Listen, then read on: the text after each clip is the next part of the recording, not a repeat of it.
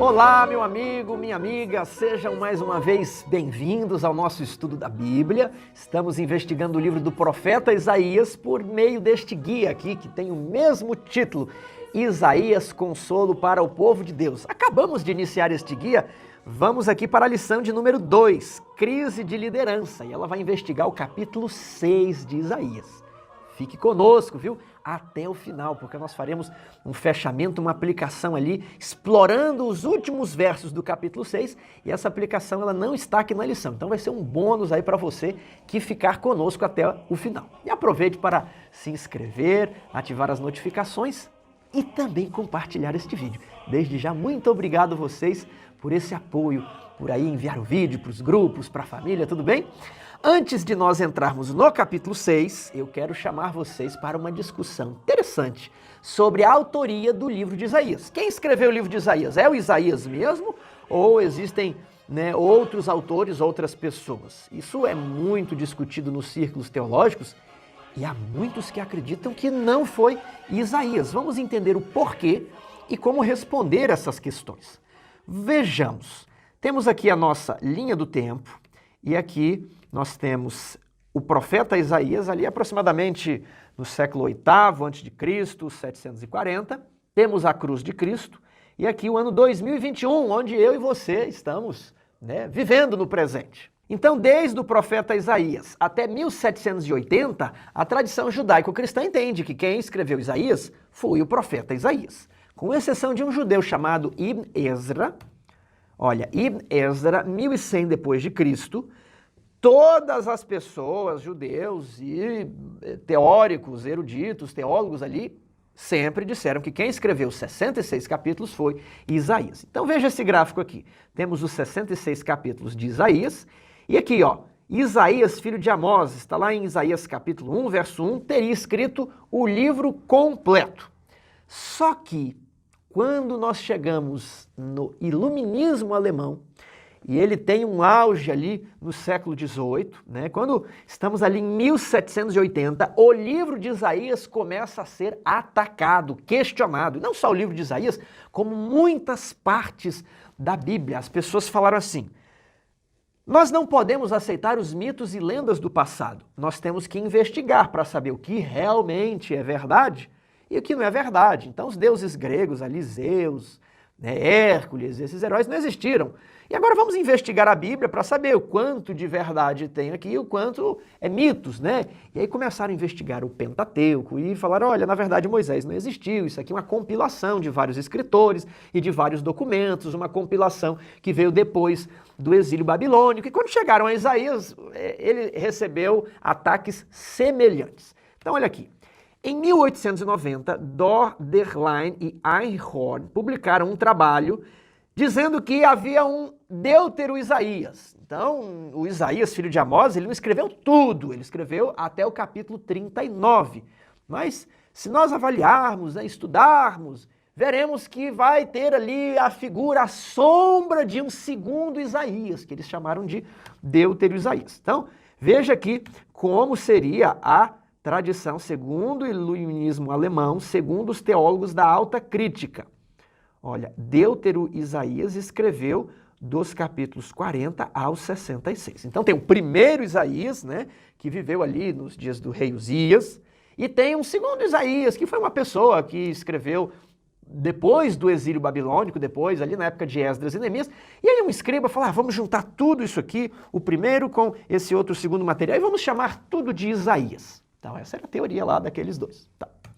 Agora, em 1892, Bernhard Damm, ele diz, não, existe o trito Isaías. Veja como ficaria no gráfico. O Isaías, filho de Amós, escreveu do 1 ao 39.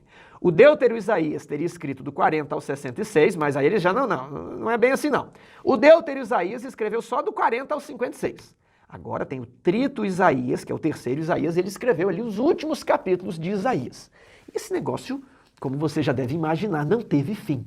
Cada vez mais eles encontravam mais documentos. Talvez vai ter um quarto, talvez o Deutero-Isaías e o Trito Isaías, eles já são compilações de outros documentos, de outros fragmentos, e eles nunca conseguiram descobrir quem era o autor do livro de Isaías. Você entendeu?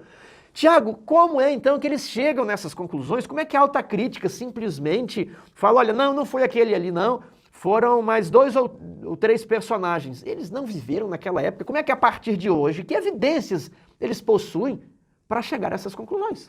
É o que eu quero mostrar para você agora. Eles dizem assim, o problema são as profecias de Isaías que se cumpriram após o exílio, né? Isaías teria até dito que Ciro conquistaria a Babilônia e libertaria Judá. Como é que Isaías poderia saber disso? Como é que Isaías ia adivinhar isso? Obviamente não pode ter sido Isaías, dizem eles, ali da época dos reis de Judá, porque ele não ia saber o nome de Ciro. Por isso aqui é um indicativo que foi uma pessoa que escreveu depois que Ciro libertou. Olha o que eles estão fazendo. Eles não estão acreditando que existem as profecias de Deus e que Deus acerta. Eles estão negando a inspiração, esse que é o ponto.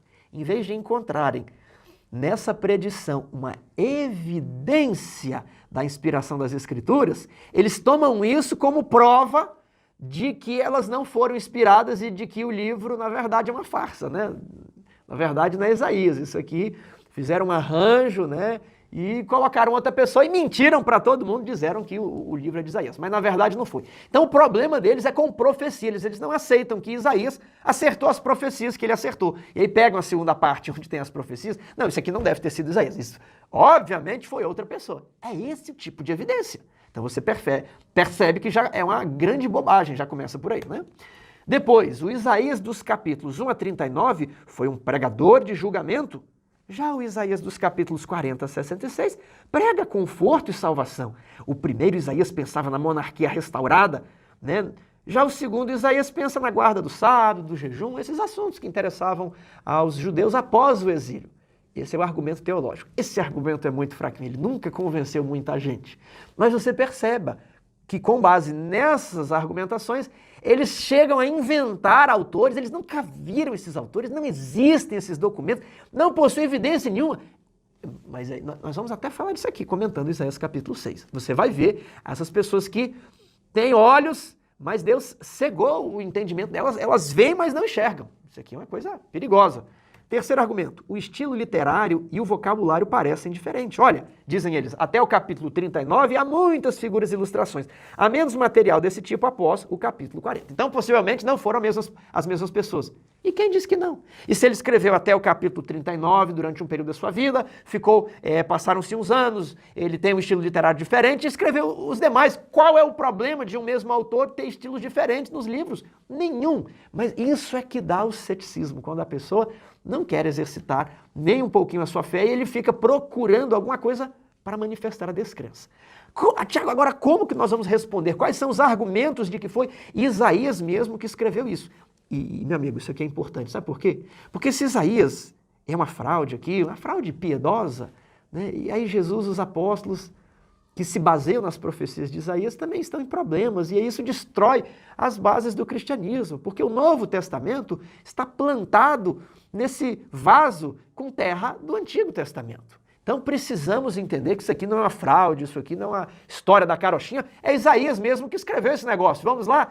Olha só, os judeus aceitavam a autoria de Isaías para o livro todo, antes de Jesus nascer. Qual é a prova, Tiago? Eclesiástico 48, versos 23 a 25. É um livro que você vai encontrar nas Bíblias católicas, é um livro deuterocanônico, tudo bem? Eclesiástico, não confunda com Eclesiastes.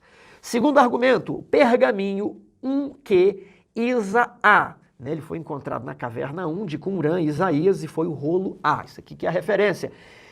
Foi encontrado em Qumrã em 1947 e continha o livro de Isaías completo. E ele foi datado entre os séculos 1 e 2 a.C.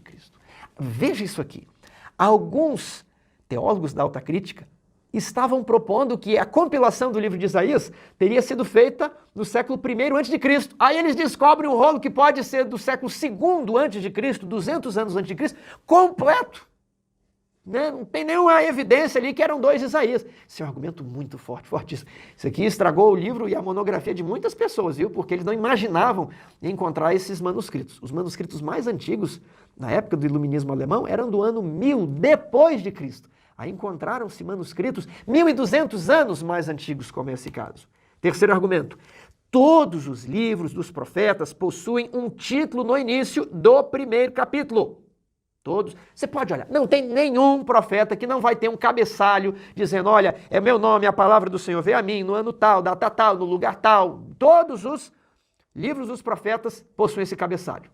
Aí você quer, então, me dizer que tem um outro Isaías que escreveu o livro 40, mas não tem cabeçalho ali, não tem evidência nenhuma. A pessoa que fez a edição cortou o cabeçalho na fraude mesmo, para enganar. E que tipo de Bíblia é essa que nós vamos acreditar? Então, deveria haver indicações de quem é o autor desse segundo livro para darmos boas intenções a essa possível compilação, porque se cortassem, aí seria fraude mesmo, tudo bem? Então, o capítulo 40 não possui título ou uma introdução que faça parecer que está iniciando um segundo livro. Quarto argumento, a utilização das mesmas expressões de início ao fim do livro.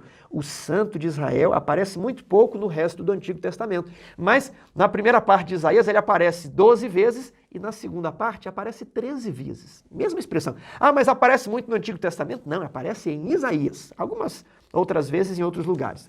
Depois, o poderoso de Israel aparece apenas em Isaías, no capítulo 1, no 49 e no 60, na parte primeira e na parte segunda. Último argumento, o Novo Testamento cita a primeira e a segunda parte do livro de Isaías e o acredita a Isaías. Onde, Tiago? João 12 vai citar Isaías 6, Isaías 53, ou seja, um capítulo da primeira parte e um capítulo da segunda parte. Cita como se fosse um livro só. E Paulo vai fazer a mesma coisa em Romanos. Então percebemos ali, isso aqui era a nossa exposição sobre quem escreveu o livro de Isaías, que é um livro íntegro, temos bons argumentos para dizer que é Isaías, filho de Amós, que escreveu, do capítulo 1 ao 66, e o resto é a história da carochinha, é fantasia, tudo bem? Não possui evidência. Vamos agora para o capítulo 6 de Isaías. Meu querido amigo, minha sugestão é que você leia, explique e aplique os textos com a sua classe. Por quê? Porque o objetivo não é estudar a lição. A lição é um instrumento que me leva ao estudo da Bíblia. A palavra de Deus é essa aqui. Isso aqui é um instrumento.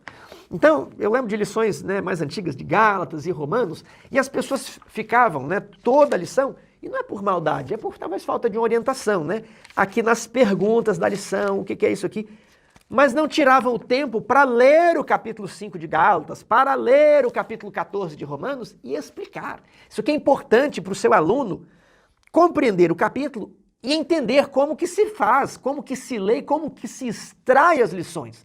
Então, a escola sabatina tem esse nome porque é uma escola, você tem que ensinar, eu vou ler junto com você, fulano de tal, leia um verso, vamos explicar, leia o segundo, explique e no final faça uma aplicação.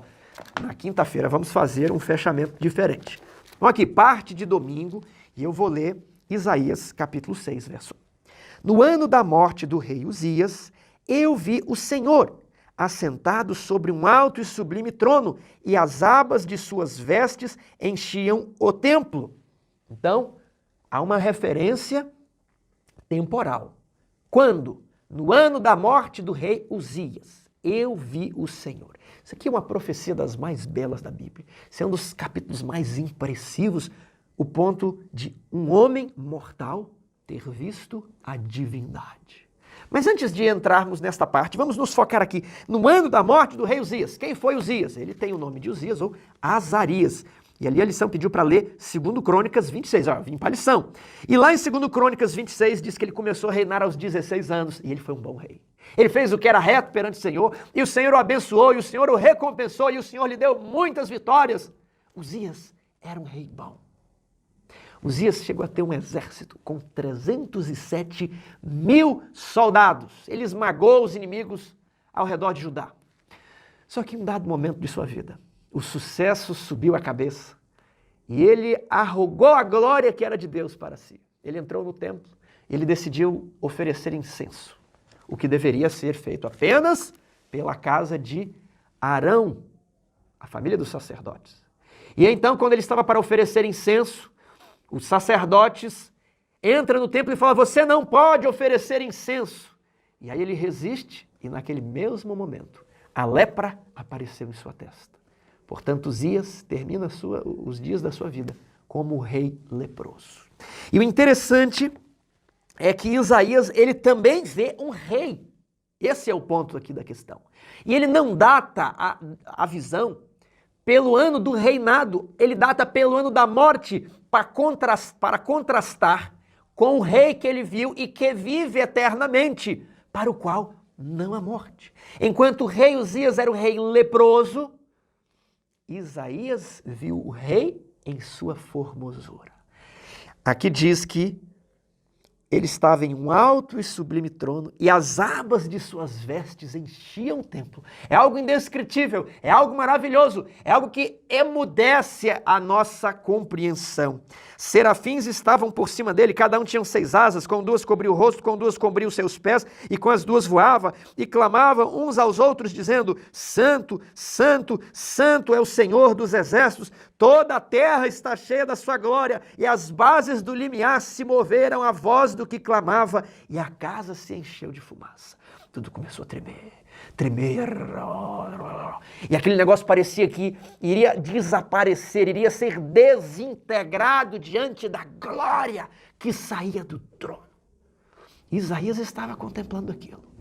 Eu vi o Senhor. A lição de domingo faz algumas observações, né? Temos aqui a ironia de Isaías ter a visão do puro e imortal rei, enquanto Uzias, o rei leproso, morria. Há o contraste entre a humildade de Isaías diante da visão e o orgulho de Uzias, que quis oferecer o incenso. Há também uma comparação entre a situação do povo no capítulo 1, para o qual não há nada são a não ser feridas, contusões e chagas abertas. Isso aqui é como um tipo de Uzias, que era um rei leproso. E ele estava simbolizando a situação de orgulho espiritual do seu povo. Lembra ali do ritualismo podre da semana passada? A morte de Uzias em 740 marca uma crise de liderança. Quem é que vai dirigir? Porque o último rei era leproso e a Síria está olhando toda essa região pronta para invadir a terra de Judá. Mas no ano da morte de Uzias, eu vi o rei, o santo de Israel, o poderoso de Jacó, assentado sobre um alto e sublime trono. E as abas das suas vestes enchiam o templo. Nós já passamos para a lição de segunda-feira e os serafins clamavam: Kadosh, Kadosh, Kadosh, Yahvé Tsevaot. Santo, Santo, Santo é o Senhor dos exércitos. Senhor dos exércitos é o meu nome, você vai encontrar, e existe todo um significado para essa expressão. Toda a terra está cheia de sua glória e tudo parecia que iria se desintegrar diante daquela visão estonteante, incrível, que não temos condições de descrever. O que isso ensina para nós? Quem é que Isaías contemplou sobre o trono? Era Deus, mas entendemos que Deus é composto por 3 pessoas: Pai, Filho e Espírito Santo. Isaías viu o Pai ou Isaías viu Jesus, o Filho? Vejamos algumas passagens na Bíblia para aprofundarmos a teologia do capítulo 6. Êxodo, capítulo 33, verso 20. Vocês lembram que Moisés pediu para ver a glória de Deus? Lembram disso, ali no Monte Sinai? E Deus respondeu algo para ele aqui em Êxodo 33, verso 20. Não me poderás ver a face, porquanto homem nenhum verá a minha face e viverá. Ellen White, em uma de suas visões, pede para ver o Pai, que estava envolto na nuvem. E o anjo diz assim para ela: nenhum homem, nenhum mortal pode ver a face de Deus o Pai, porque se ele olhasse para o Pai, ele deixaria de existir. Profundo isso. Tem aqui um fundamento bíblico. Agora, algumas pessoas tiveram esse encontro com a divindade no Antigo Testamento. Ali em Juízes temos a história de Gideão, quando ele fala assim: eu vi o anjo do Senhor. E aí o anjo do Senhor responde: fique tranquilo, você não morrerá. Depois nós temos Manoá e a sua esposa, por ocasião do nascimento de Sansão, em Juízes capítulo 13. Acompanhe comigo essa passagem, Juízes capítulo 13, verso 21. Disse Manoá à sua mulher: certamente morreremos, porque vimos a Deus. Ninguém pode ver a Deus. Mas o capítulo 6 de Isaías diz: no ano da morte de Uzias, eu vi o Senhor assentado sobre um alto e sublime trono. Agora, quando vamos em João, capítulo 1, verso 18, nós temos o aprofundamento da teologia que estamos construindo aqui. Diz assim, João 1, 18, ninguém jamais viu a Deus. Ninguém, nenhum homem, em nenhum momento viu a Deus. Mas o Deus que está no seio do Pai, o Deus unigênito, é quem o revelou. Agora, quem era que estava assentado no trono então? O indicativo é que seja Jesus. Mas Tiago, Isaías fala Deus, e eu sempre imaginei Deus, como é que eu vou enxergar Jesus? Olha, porque Jesus é o Deus unigênito. Aqui no livro de João, veja aqui comigo no capítulo 12, verso 41. João 12, 41. Isso disse Isaías, porque viu a glória dele e falou a respeito dele. Dele quem? Dele de Jesus. João está escrevendo e João cita Isaías capítulo 6, aqui em João 12. Olha, cegou-lhe os olhos e endureceu-lhes o coração. Isso aqui é Isaías capítulo 6. E aí ele fala assim, isso disse Isaías porque viu a glória dele Jesus, e falou a seu respeito. Contudo, muitos dentre as próprias autoridades creram nele, ele quem? Jesus. João nos diz que quem Isaías viu era o verbo encarnado de Deus, aquele que João apalpou, aquele a quem os nossos olhos viram, é o que nós anunciamos, aquele homem que João diz era o verbo e o verbo se fez carne. Era aquele poder que estava sentado sobre um alto e sublime trono. Esse poder que quase destrói o templo com a sua glória é o que entrou no ventre de Maria na forma de umas poucas células. Esse é Jesus Cristo. Aquele em quem habita corporalmente toda a plenitude da divindade. Isaías teve uma visão daquele que é maravilhoso, conselheiro, Deus forte, Pai da eternidade e príncipe da paz, conforme diz aqui a nossa abertura. Isso aqui é sublime demais, isso aqui me toca o coração. E agora qual é a reação de Isaías? Capítulo 6 de Isaías, os versos 6 a 7. Então disse eu, ai de mim, estou perdido, porque sou homem de lábios impuros. Habito no meio de um povo de impuros lábios, e os meus olhos viram o Rei, o Senhor dos exércitos. Então, um dos serafins voou para mim, trazendo na mão uma brasa viva que tirara do altar com uma tenaz. Com a brasa tocou a minha boca e disse, eis que ela tocou os teus lábios, a tua iniquidade foi tirada e perdoado o teu pecado. Então perceba que Isaías também achou que ele fosse morrer ao ele ter essa visão. Porque essa visão é uma das mais impressivas da Bíblia. As outras pessoas viram um anjo do Senhor e disseram, nós vamos morrer, porque vimos o anjo do Senhor. Mas agora Isaías, diante dessa glória toda, ele fala, ai de mim, porque eu vi o Senhor, porque eu sou um homem impuro e habito no meio de um povo de lábios impuros. Nós precisamos entender onde começa a série de ais aqui em Isaías. E ela começa no capítulo anterior. Algumas pessoas dizem, essa também é a opinião do autor da lição, que essa visão não foi o chamado de Isaías, ele tinha sido chamado antes, escreveu os primeiros capítulos e recebeu um novo chamado aqui. Eu não penso assim, muitos outros escritores e teólogos também não pensam assim. Eles pensam que eles inseriram essa visão aqui por causa dos detalhes do capítulo 5. E que isso aqui realmente foi o chamado de Isaías no ano da morte do rei Uzias, quando ele realmente começou a pregar. Mas ele não colocou essa visão no capítulo 1. Veja aqui o que ele pregava no capítulo 5, verso 8. Ai dos que ajuntam casa a casa, reúnem campo a campo, até que não haja mais lugar. Aí no 11. Ai dos que se levantam pela manhã e seguem a bebedice, e continuam até alta da noite, até que o vinho os esquenta. E aqui falam que ficam nas músicas, nos bailes, Aí você tem o 18, ai dos que puxam para si a iniquidade com cordas de injustiça. 20, ai dos que ao mal chamam bem e ao bem chamam mal. Ai dos que são sábios aos seus próprios olhos. Ai dos que são heróis para beber vinho e valentes para misturar bebida forte. Então é uma série de ais, ele fala, um poder destruirá este reino. E aí, quando ele está falando que um poder destruirá esse reino, vem imediatamente o capítulo 6. E nós podemos imaginar, Isaías, quem é você para estar dando essa mensagem tão dura, essa mensagem de condenação, de juízo?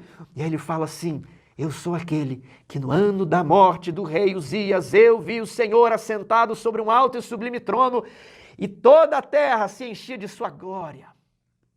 E quando eu tive essa visão, eu disse: ai, olha os ais, né, que ele dirige ao povo, agora ele fala: ai de mim. Ele reconhecia um pecado, ou seja, esses pecados aqui são muito piores, mas Isaías reconhece que aquele que está na presença de Deus precisa ser santo. E ele falou: ai de mim, porque os meus lábios são impuros, eu habito no meio de um povo de impuros lábios. Então, o anjo tira uma brasa do altar e toca os lábios de Isaías. Eu imagino o barulho assim, tss, e sai uma fumaça. E a lição aqui faz o contraste. Enquanto Uzias desejava oferecer incenso, Isaías se tornou incenso. O fogo é um símbolo de purificação. O que foi que o anjo falou para ele? Ela tocou os teus lábios, a tua iniquidade foi tirada e perdoado foi o teu pecado. E aí vem a pergunta. Depois disso ouvi a voz do Senhor que dizia: a quem enviarei e quem há de ir por nós? Disse eu: eis-me aqui, envia-me a mim. Agora ele podia ir pregar, porque a sua iniquidade havia sido tirada e Deus havia purificado os seus lábios. Qual é o significado, a aplicação teológica para nós nos nossos dias? Primeiro, você pode ler o capítulo 5 de Efésios. Paulo condena a linguagem torpe, as chocarrices, a linguagem frívola. Não podemos ter palavras frívolas saindo de nossa boca, referindo às coisas que os ímpios praticam. Temos que ter uma linguagem santa, pura. Os discípulos de Jesus eram reconhecidos pela linguagem. Pedro foi reconhecido. Você não fala como um de nós, você fala como um nazareno. E os 144 mil ali, em Apocalipse capítulo 14, de todas as características que João poderia ressaltar, João diz o seguinte, no verso 5, e não se achou mentira na sua boca, não tem mácula. Perceba, querido irmão, que há necessidade de uma reforma diante de nós do nosso vocabulário, de piadas imundas, de palavrões. O cristão não pode falar palavrão. Eu suplico a você, faça uma reforma no seu vestuário. Isaías sabia que ele seria destruído porque ele tinha lábios impuros.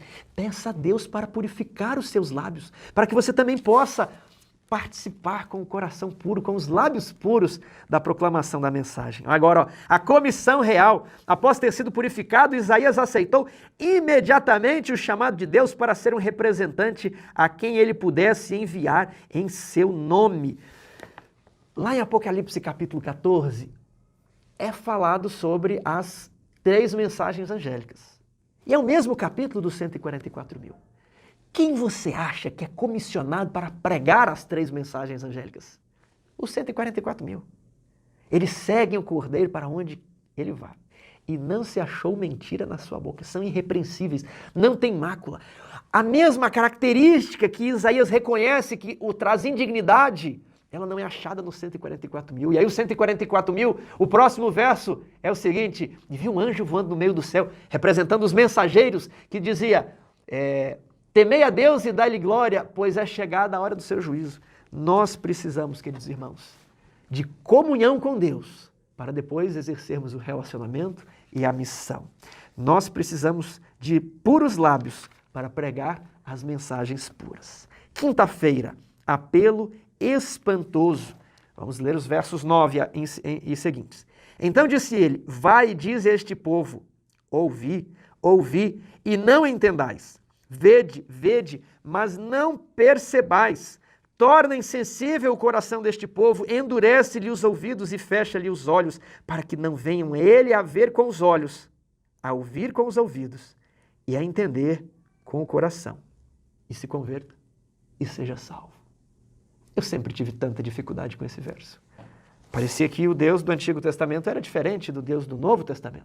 Mas João, no capítulo 12, diz que o Jesus que ele conhecia é o mesmo que apareceu a Isaías. Porque esse Jesus parece que diz isso e o outro Jesus aceita todas as pessoas de maneira indiscriminada. Essa é uma visão moderna, mas a Bíblia não retrata as coisas da seguinte maneira. Precisamos entender aqui esse trecho que sempre me causou muita dificuldade. Isaías perguntou: até quando, Senhor? Ele respondeu: até que sejam desoladas as cidades, e fique sem habitantes as casas, fique sem moradores, e a terra seja de todo assolada. Eu lia isso e falei, olha, Isaías vai pregar para Deus endurecer os olhos e os ouvidos dessas pessoas, para que elas não tenham condições de se arrepender, para que Deus possa destruir Judá. E isso eu tinha muita dificuldade de entender.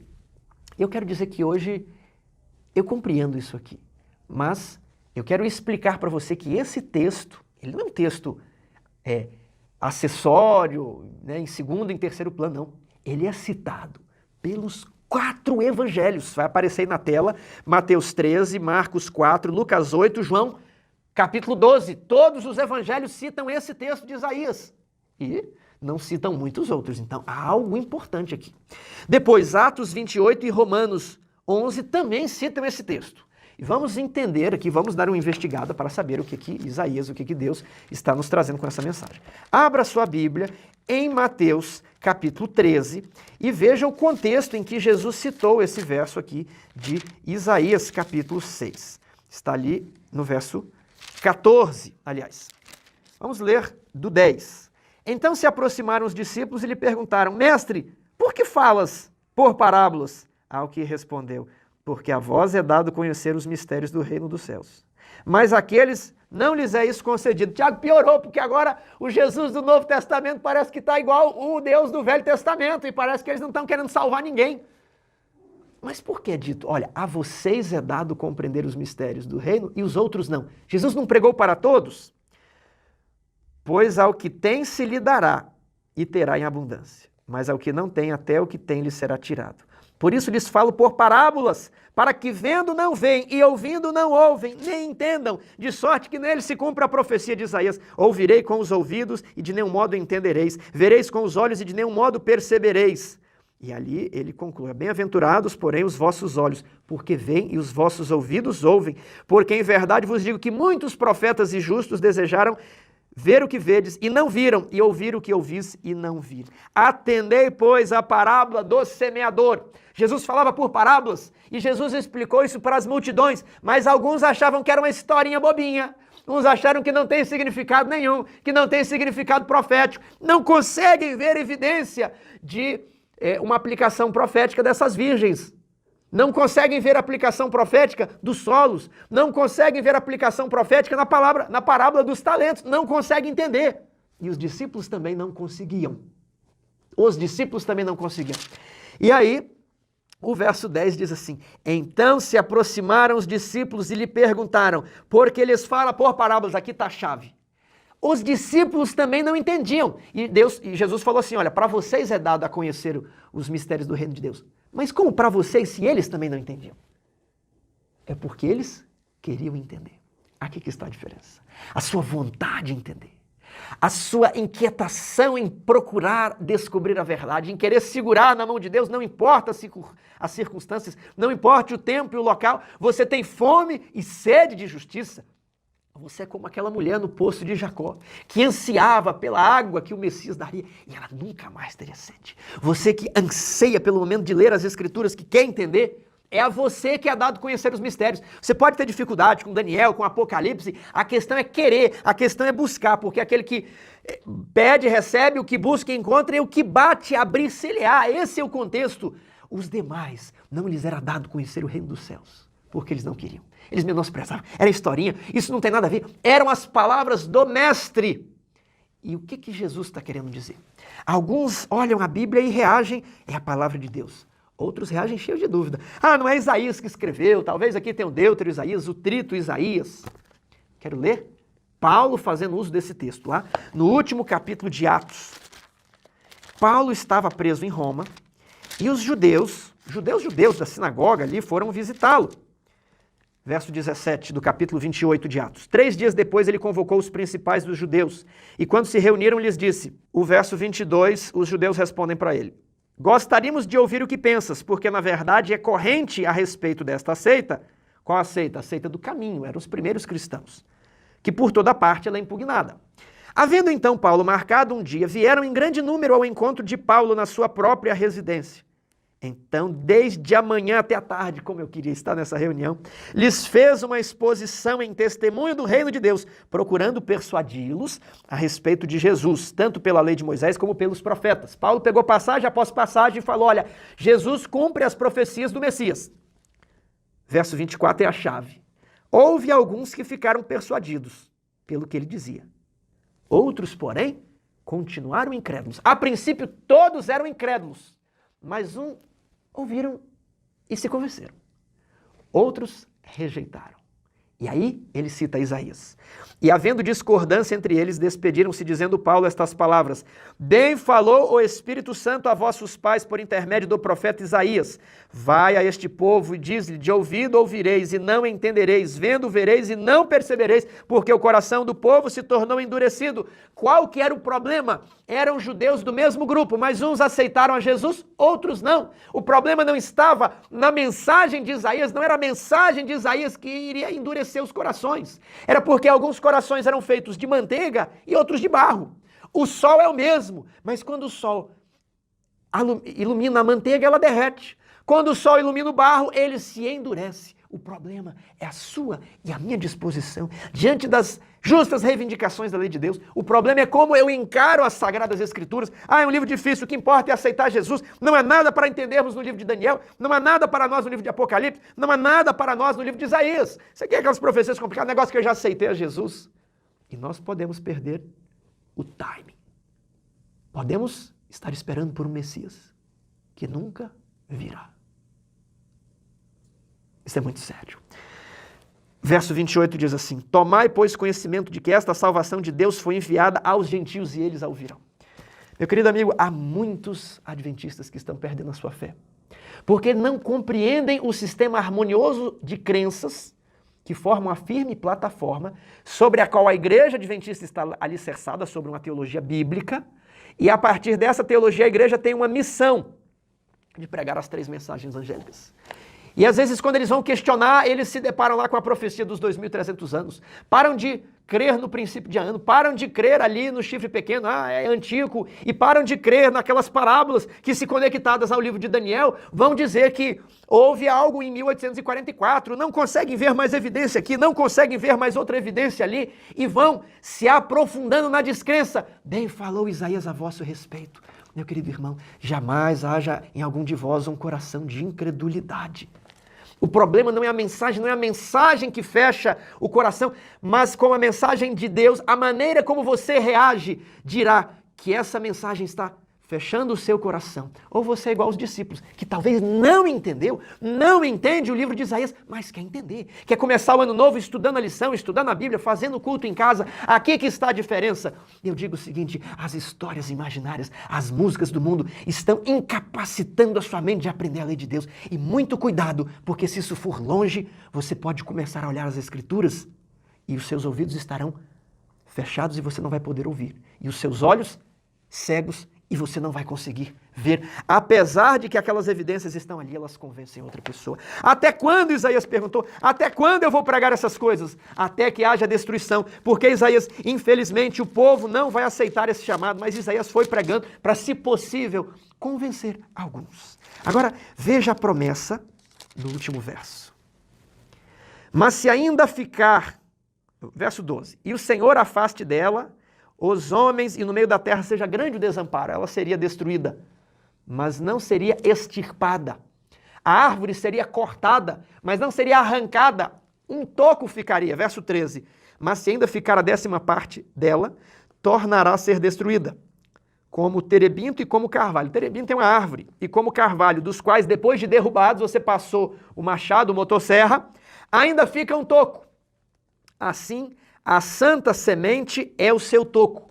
Isso aqui está numa linguagem que um pouco estranha. Eu prefiro a linguagem aqui da Almeida Corrigida e Fiel. E ela diz assim, ainda ficam firmes, assim a santa semente será a firmeza dela. Assim a santa semente será a firmeza dela. Olha, Deus não iria arrancar a árvore, ficaria um toco. E esse toco ele teria um broto, haveria uma santa semente. Aqui é o nosso fechamento. Quem é essa santa semente? Quando nós vamos para Gênesis 3,15, diz que os descendentes da mulher brigariam com os descendentes da serpente, mas a semente da mulher esmagaria a cabeça da serpente. Aqui em Isaías 11, verso 1, dê uma olhada aqui, Isaías 11, verso 1. Do tronco de Jessé, tem um toco ali de uma árvore, sairá um rebento, sairá um broto. Você já esteve ali na roça, que uma árvore que foi cortada, passa um tempo, sai um brotinho, olha, ela não morreu, ela está vivendo, aquela mudinha que você plantou, parece que ela secou, mas de repente surge um broto. É essa a esperança. Isso aqui é uma das aplicações que eu vou fazer. Esse broto, a firmeza dela será a semente que será santa. É uma referência a Jesus. A casa de Davi, da qual Jesus deveria nascer, quase foi extinta. A Atalia matou todos os descendentes de Davi. Ela queria exterminar a casa de Davi como estavam exterminando a casa de Acabe. Mas o profeta escondeu um descendente de Davi, Joás, para que a linhagem da qual deveria vir de nascer o Messias fosse preservada. Por isso que quando João fala assim, lá em Apocalipse, que ninguém podia abrir o livro, e eu chorava, porque ninguém podia abrir os selos do livro, eis que o leão da tribo de Judá, a raiz de Davi, aquele broto que surge, ele é o broto da esperança, é a santa semente. Vemos uma referência a Jesus, naquele broto que sai da árvore cortada. Agora, um sentido mais forte que esse ainda dentro do livro de Isaías, é que essa semente é a descendência do povo de Deus. Isso nós vemos em Isaías 43:5, Isaías 44:3 e Isaías 54:3. Nós também vemos isso na profecia do servo sofredor, em Isaías capítulo 53, verso 10. Todavia o Senhor agradou moê-lo. O Senhor Pai agradou moer o Filho.